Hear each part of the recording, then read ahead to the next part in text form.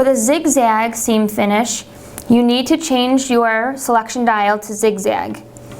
The zigzag selection dial is number 2, so you'll switch your dial to number 2.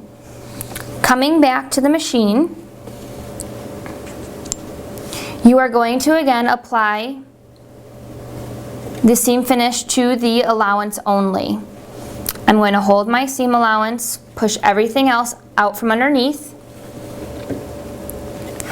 I'm going to line up the inside of my foot, or the outside of my foot, with my seam allowance. This is going to create a zigzag back and forth. We are not stitching two things together, so we do not need to back stitch. Your needle will go side to side, creating that zigzag. Keep it nice and centered on that seam allowance all the way down. When you get to the end, you will have thread that is zigzagged on the seam allowance. You will do this to both sides.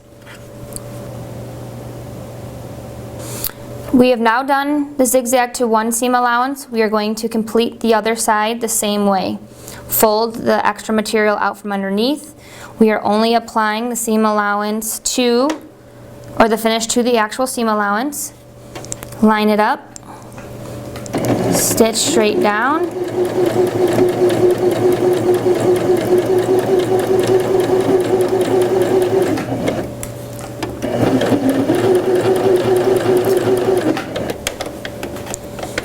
all seam finishes make it look more professional and help prevent fraying. So when you are done, you can see it's on both sides. If I open it up, you can see that it is on both sides.